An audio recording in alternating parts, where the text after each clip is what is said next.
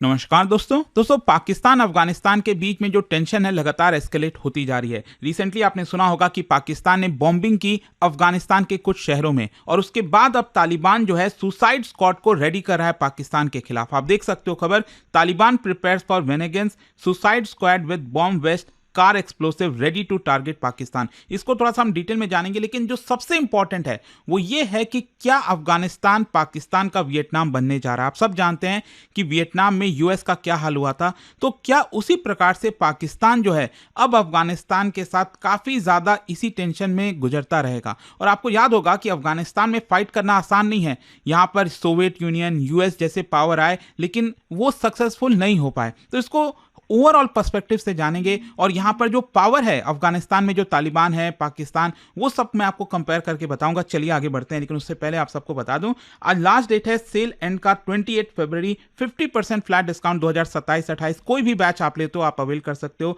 Again by using this code Ankit live. कोई भी अगर आपको डाउट है बैच रिलेटेड, ऑफर से रिलेटेड, इस फोन नंबर पर कॉल कर लीजिए, मेरी टीम आपको अच्छे से गाइड कर देगी। चलिए शुरुआत करते हैं। सबसे पहले देखते हैं कि पाकिस्तान ने क्या किया। देखो, पाकिस्तान ने तो ओपन वॉर डिक्लेयर कर दिया है। यहां पर आप सब जानते हैं कि जिस तरीके से पहले पाकिस्तान ने पाकतिका, इसके अलावा ननगरहार पर बॉम्बिंग की थी, उसके बाद लगातार जो है अफगानिस्तान में जो तालिबान है वो बॉर्डर के ऊपर हमला करता जा रहा है पाकिस्तानी फोर्सेस के खिलाफ। और उसी की वजह से जो है आप देखोगे कि पूरा जो जंग है वो एक प्रकार से स्टार्ट हो गई है। पाकिस्तान के डिफेंस मिनिस्टर ने साफ कह दिया है, it's an open war now. मतलब यहां से किस दिशा में चीजें जाएंगी अभी आप कुछ कह नहीं सकते। क्या फुल स्केल वॉर में पूरा ये कन्वर्ट हो जाएगा, क्या चीजें होंगी नहीं पता, लेकिन एक बात तो तय है कि पाकिस्तान भी जो है वो रुक नहीं रहा है, लगातार बॉम्बिंग करता जा रहा है अफगानिस्तान के अंदर जाकर। और इसी को देखते हुए तालिबान भी अपने आप को प्रिपेयर करने की कोशिश कर रहा है और यहां पर रिटेलिएटरी एक्शन ले रहा है। आप देख सकते हो तालिबान के जो डिप्टी स्पोक्स पर्सन है, उन्होंने कहा है कि हम ऑफेंसिव एंड रिटेलिएटरी ऑपरेशंस के लिए तैयार हैं। और ये बेसिकली जो पूरा दुरन लाइन है, आप सब जानते हो पाकिस्तान और अफगानिस्तान के बीच में ये पूरा बॉर्डर, इसको दुरन लाइन कहा जाता है, वहां पर अपने आप को रेडी करा है। क्योंकि एक चीज याद रखिएगा, तालिबान के पास वो एयर स्ट्राइक वाली पावर नहीं है, वो पाकिस्तान के पास है। यहां पर तालिबान क्या कर सकता है, बेसिकली जो बॉर्डर एरियाज हैं वहां से घुसकर जो है पाकिस्तान के अलग अलग जगहों पर अटैक कर सकता है, और कहीं ना कहीं वही करने की कोशिश कर रहा है। और स्पेशली यहां पर 3 प्रोविंसेस अगर आप देखोगे, ये खोस्त हो गया, पाक्तिया हो गया, इसके अलावा ननगरहार हो गया, ये कुछ जो एरियाज हैं यहाँ पर स्पेशली बताया जा रहा है कि, और ये अगर आप देखोगे पाकिस्तान की तरफ से खैबर पख्तूनख्वा ये वाला पूरा एरिया आता है। ये जो पाक टिक्का आप देख रहे हो ना, यहाँ पर बेसिकली जो बलूचिस्तान का कुछ एरिया है, बलूचिस्तान का नदन वाला साइड, वो आपको देखने को मिलेगा। तो यहीं पर सारे ऑफेंसिव जो है वो तालिबान करने की कोशिश कर रहा है। लेकिन जो एक बड़ी खबर आई यहाँ पर, और वो भी मैं आपको बता दूं कि अफगानिस्तान की जो स्टेट मीडिया है, उनकी जो सरकार की जो मीडिया है, उन्होंने यहां पर इमेजेस वगैरह रिलीज किए हैं जिसमें उन्होंने बताया है कि हमारे जो सुसाइड स्क्वाड के मेंबर्स हैं वो अपने आप को रेडी कर रहे हैं। मतलब सुसाइड स्क्वाड का मतलब ये हुआ कि पूरा जो कार है, गाड़ियां हैं, उसमें भर भर के एक प्रकार से बॉम्ब्स हो गए, यहां पर जो एक्सप्लोसिव हो गया वो लाद कर ले जाया जा रहा है बॉर्डर की तरफ, और वो बेसिकली पाकिस्तान में जाकर जो है अटैक करने की कोशिश करेंगे। मतलब ये जो टर्म है ना सुसाइड स्क्वाड, ये एक प्रकार से यूनिट है, तालिबान के जो फाइटर्स हैं उन्हीं का ये यूनिट है। और जब भी इस तरह की चीजें करनी होती हैं वो अपने आप को प्रिपेयर करते हैं, मतलब वो they are ready to die. तो वो चीज आपको यहाँ पर देखने को मिलेगा। और बोला यही जा रहा है कि यहाँ पर जो इंफ्रास्ट्रक्चर है पाकिस्तान में, कुछ जो मिलिट्री पोजीशंस हो गई पाकिस्तान आर्मी की, तो वहां पर जाकर जो है ये अटैक करने को रेडी हैं। तो ये सारे अभी डेवलपमेंट है अभी के हिसाब से। लेकिन यहां पर जो एक इंपॉर्टेंट चीज वही आ जाती है कि, क्योंकि देखिएगा अगर आप पिछले 3-4 वर्षों से, जब से तालिबान रिटर्न हुआ है, उसके बाद से सबसे सीरियस एस्केलेशन यहां पर आपको देखने को मिलेगा। और इस तरह के आर्टिकल्स अब पब्लिश हो रहे हैं that Soviet Union, US coalition and now Pakistan, Afghan militaries new test. क्या है कि आपको थोड़ा सा हिस्टोरिकल पर्सपेक्टिव से सोचना पड़ेगा कि अफगानिस्तान को ग्रेवयार्ड ऑफ एम्पायर क्यों कहा जाता है। 1979 से 1989 के बीच में सोवियत यूनियन का प्रेजेंस था, जो आज के डेट में हम रशिया कहते हैं। 1979 में सोवियत यूनियन ने अफगानिस्तान को इन्वेड किया था और वो सपोर्ट करना चाहता था कम्युनिस्ट गवर्नमेंट को। और अफगानिस्तान के जो रेसिस्टेंस फाइटर मुजाहिदीन हो गए और बाकी के जो लोग हैं, उनको बैकिंग मिल रही थी यूएसए और पाकिस्तान से उस समय। और बेसिकली ये जो अफगानिस्तान के फाइटर्स हैं वो गुरिल्ला वॉरफेयर्स में जो है काफी माहिर हैं, और आपको एक और चीज समझना पड़ेगा कि अफगानिस्तान में जो टेरेन है वो काफी अलग है बाकी रीजन्स के मुकाबले।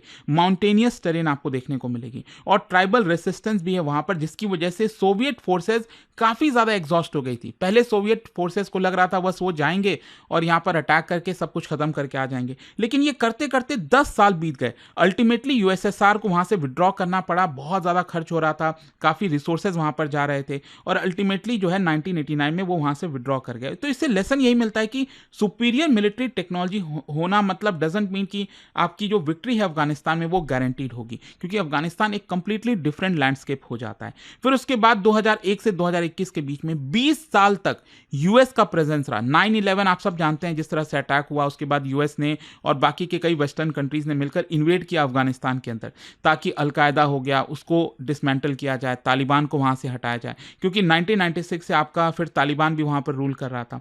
तो नेटो के जो फोर्सेज हैं लगभग 20 साल तक वहां पर थे। नेटो के पास तो advance drones, air power, intelligence system सब कुछ था, लेकिन फिर भी तालिबान को 100% वो खत्म नहीं कर पाए थे। तालिबान को साइडलाइन कर दिया था, लेकिन उसके बावजूद भी अफगानिस्तान के अलग अलग एरियाज में तालिबान का प्रेजेंस रहता था। तो अगेन इससे ये समझ में आता है कि देखो, अगर तालिबान के साथ अगर आप लॉन्ग टर्म वॉरफेयर में जाओगे ना तो आप कभी जीत ही नहीं सकते। इससे ये सबसे बड़ा लेसन है। आप शॉर्ट टर्म में अटैक करके तालिबान को, उनके फाइटर्स को शायद कर सकते हो, लेकिन लॉन्ग टर्म में जो है, क्योंकि इनकी आदत ही रही है, हमेशा से इनको फाइट करने की आदत है, और इसी की वजह से कोई भी जो बड़ा पावर अफगानिस्तान के अंदर आया है वो इनको हरा नहीं पाया। और इसी की वजह से अब क्वेश्चन उठता है पाकिस्तान के लिए, क्योंकि जिस तरह का सिनेरियो बन रहा है ऐसा लगता है कि जो यूएसएसआर ने पहले किया, फिर अमेरिका ने किया, और उसके बाद क्या पाकिस्तान भी उसी सारी चीजों में उलझ जाएगा। और इसका कॉन्फ्लिक्ट का ट्रिगर आप सब जानती हो, सबसे बड़ा कारण है टीटीपी, तहरीके तालिबान पाकिस्तान। पाकिस्तान आरोप लगाता है कि जो टीटीपी के मेंबर्स हैं वो पाकिस्तान के अंदर आते हैं, अटैक करते हैं, बॉम्बिंग करते हैं और फिर वापस जो है अफगानिस्तान में जाकर छुप जाते हैं। लेकिन अफगानिस्तान का कहना है कि देखिए, हम उनको पनाह नहीं देते, हम उनको शेल्टर प्रोवाइड नहीं करते, लेकिन पाकिस्तान कहता है कि नहीं, अफगानिस्तान में जो तालिबान है वो उनके ऊपर एक्शन नहीं लेता। और इसीलिए ये पूरा जो आपको अभी युद्ध है, एक पूरा जो सिनेरियो है वो देखने को मिलेगा।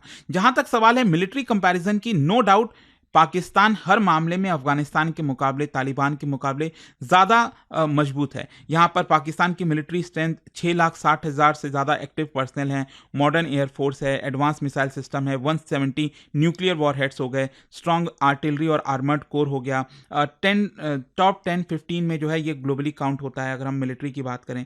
तो पाकिस्तान के पास एयर सुपीरियरिटी सबसे ज़्यादा है अगर हम अफगानिस्तान से कंपेयर करेंगे। वहीं अफगानिस्तान के आप देखो तो 1.5 लाख से 2 लाख फाइटर्स हैं और ज़्यादातर लाइट इन्फेंट्री है, और यूएस इक्विपमेंट जो इन्होंने कैप्चर किया था उसी का ये इस्तेमाल कर रहे हैं, और बहुत कम एयर पावर फंक्शन इनका करता है। कोई भी नेवी नहीं है, एडवांस मिसाइल सिस्टम नहीं है। लेकिन एक चीज़ याद रखिएगा, अफगानिस्तान में जो तालिबान है उनके पास क्या है, डीपर नॉलेज ऑफ टेरेन। जो अफगानिस्तान का पूरा लैंडस्केप है उसकी नॉलेज उनके पास है। गुरिल्ला वॉरफेयर में ये एक्सपर्टाइज हैं, उसमें इनको हराना बहुत मुश्किल है।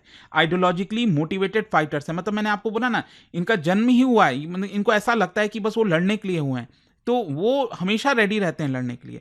फिर इसके अलावा डेकेड्स ऑफ वॉर का एक्सपीरियंस है इनके पास। तो ये चीज़ आपको देखने को मिलेगी। और क्वेश्चन ये आता है कि ये नया टेस्ट क्यों है अफगानिस्तान के लिए। देखो, अफगानिस्तान ने ऑलरेडी 2 सुपर पावर से सरवाइव किया हुआ है, एंड नाउ अब इसको रीजनल मिलिट्री पावर जो है जिसके पास मॉडर्न एयर कैपेबिलिटी है उसको फेस करना है। तो क्वेश्चन ये आता है कि will Pakistan achieve quick result, या फिर वो भी प्रोलॉन्ग जो इंस्टेबिलिटी होती है लंबे वॉरफेयर का, क्या उसमें वो उलझने वाला है। क्योंकि पहले के मुकाबले ये थोड़ा सा डिफरेंट है, मैं आपको समझाता हूं कैसे। पहले के कॉन्फ्लिक्ट में अगर आप देखोगे तो फॉरेन ऑक्यूपेशन हुआ था अफगानिस्तान में। अभी क्या है कि यहां पर क्रॉस बॉर्डर प्यूनिटिव स्ट्राइक हो रहा है, पाकिस्तान बॉम्बिंग करता है, आ जाता है। अभी पाकिस्तान एंटर नहीं किया है। रिजीम चेंज ऑब्जेक्टिव था, पहले यूएस और यूएसएसआर जो आए थे तो उनका अलग जो ऑब्जेक्टिव था। यहां पर पाकिस्तान का ऑब्जेक्टिव है काउंटर टेररिज्म।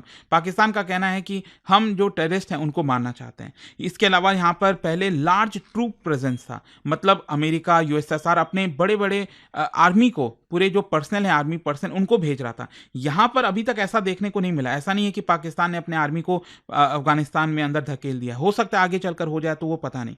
फिर इसके अलावा ग्लोबल सुपर पावर्स इन्वॉल्व थे यहां पर। तो रीजनल जो पावर है दैट इज पाकिस्तान, यहां पर अफगानिस्तान के ऊपर कैप्चर, मतलब जो भी करना चाहता है उसका ऑब्जेक्टिव वो करने की कोशिश कर रहा है। इसका स्ट्रैटेजिक ज्योग्राफी फैक्टर समझिए, जो मैं आपको बोल रहा था ना कि इसका अगर आप ओवरऑल ज्योग्राफी देखोगे, हिंदू कुश माउंटेन हो गया, फिर इसके अलावा यहाँ पर जो नैरो वैलीज हैं, अलग अलग अलग जगहों पर, वो आपको देखने को मिलता है। इसके अलावा हार्श विंटर के समय बहुत ज़्यादा मुश्किल हो जाती है, इंफ्रास्ट्रक्चर बहुत कम है। और यूएस को तो सबसे ज़्यादा प्रॉब्लम आई थी। यूएस ने सोचा था वो अपने टैंक्स और बाकी सारी चीज़ें आसानी से हो जाएगा, लेकिन इंफ्रास्ट्रक्चर ही नहीं है। आप कहाँ कैसे ले जाओगे चीज़ों को एक जगह से दूसरी जगह? सो एयर स्ट्राइक जो है, आप उसको एयर स्ट्राइक की मदद से पाकिस्तान उनके इंफ्रास्ट्रक्चर को थोड़ा बहुत जो भी नुकसान पहुंचाना है वो कर सकता है, लेकिन आप टेरिटरी को कंट्रोल नहीं कर सकते। अगर पाकिस्तान सोच रहा है कि अफगानिस्तान में जो टेरिटरी है उसको कंट्रोल कर पाएगा, तो वो बहुत मुश्किल है, क्योंकि उसके लिए आपको यहाँ पर ट्रूप्स को अंदर भेजना होगा। और जैसे मैंने बोला कि जैसे ही आप अपने ट्रूप्स को अफगानिस्तान के अंदर भेज दो, तब आपके लिए मुसीबत खड़ी हो जाती है। सो मतलब आप ये समझिए कि गुरिल्ला टैक्टिक्स में अफगानिस्तान में जो तालिबान है वो डोमिनेट करता है। एंड ये सोवियत के समय भी लागू था, यूएस स्पेशल फोर्सेस के समय भी लागू था, और ये चीज़ पाकिस्तान के समय में भी लागू होगा। खैर, लास्ट में क्वेश्चन आता है कि ओवरऑल इसका इंपैक्ट क्या होगा। देखो, पाकिस्तान के पर्सपेक्टिव से हम देखें तो वो चाहते हैं कि टीटीपी को खत्म किया जाए। यहाँ पर पाकिस्तान भी नहीं चाहेगा कि लंबे समय तक वॉर हो, अदरवाइज उसके लिए भी खतरा है। ऑलरेडी पाकिस्तान की इकोनॉमी जो है वो एकदम खराब हो चुकी है इस समय। इसके अलावा तालिबान गवर्नमेंट के लिए क्या इंपॉर्टेंट है? देखो, तालिबान भी क्या है ना, अपने आप को दिखा रहा है कि देखो हम लड़ सकते हैं, क्योंकि उसको अभी अपनी सॉवरेनिटी को प्रूव करना है, क्योंकि दुनिया में हार्डली कोई कंट्री तालिबान को रिकॉग्नाइज करता है, राइट? तो तालिबान भी यहाँ पर है कि वो दिखाना चाहता है डोमेस्टिकली कि वो कमजोर नहीं है, कोई भी पावर हो हम उसके खिलाफ लड़ लेंगे। और वहीं अगर हम साउथ एशिया की बात करें तो अगेन यहाँ पर अगर वॉर छिड़ती है तो रेफ्यूजी फ्लो का खतरा होगा, टेरर स्पिलओवर हो सकता है, इंडिया पाकिस्तान इम्प्लीकेशन, क्योंकि अब देखना होगा कि क्योंकि कई खबरें आ रही हैं कि क्या भारत जो है वो वेस्टर्न बॉर्डर पर अब प्रेशर डालेगा पाकिस्तान के ऊपर। ये सारे सवाल भी खड़े होते हैं। लेट्स सी आगे क्या होता है। बट एक और चीज़ मैं आपको बता दूं, आज सुबह जो खबर आई थी कि ट्रंप से पूछा गया इसके बारे में कि अफगानिस्तान पाकिस्तान को लेकर आप क्या कहते हो, तो देखो ट्रंप ने तो एकदम खूब तारीफ कर दी, शहबाज शरीफ की, आसिम मुनीर की, they are two great leaders, मैं इंटरवीन नहीं करूंगा। इनफैक्ट ट्रंप ने यह भी तक कह दिया कि they have right to defend themselves. ठीक है, तो जो भी है इस समय आपको अभी देखने को मिलेगा कि पाकिस्तान और जो अफगानिस्तान है वो एयर स्ट्राइक कर रहे हैं, आपस में वॉर कर रहे हैं। जो भी है कितने लंबे समय तक जाता है, क्या यहाँ पर चीज़ें रुक जाती हैं, उसके ऊपर डिपेंड करता है कि आगे क्या जो है सिनारियो बनता है। तो लेट्स सी। अभी के लिए जो भी अपडेट्स था मैंने आपको बताया। जाने से पहले एक बहुत ही इंटरेस्टिंग क्वेश्चन, क्या बता सकते हो इनमें से कौन सा माउंटेन रेंजेस अफगानिस्तान के थ्रू से गुजरता है? और इसका जो राइट आंसर है आप सब जानते हैं, मेरे इंस्टाग्राम पर तो मिलेगा ही, वहां पर अगर आप नहीं हो कोई बात नहीं, टेलीग्राम से ले सकते हैं इसका सही उत्तर। और दोस्तों, जैसा मैंने आपको बताया, अगर आप यूपीएससी की तैयारी कर रहे हैं, कोई भी बैच चाहते हैं, आपको बस यूज करना है ये कोड अंकित लाइव, क्योंकि 50% फ्लैट डिस्काउंट आज रात 12 बजे तक वैलिड है। कोई भी डाउट है, प्रॉब्लम है, इस पे कॉल कर लीजिए, मेरी टीम आपको अच्छे से गाइड कर दे। स्टडी IQ IAS, आपका सिलेक्शन हमारा मिशन।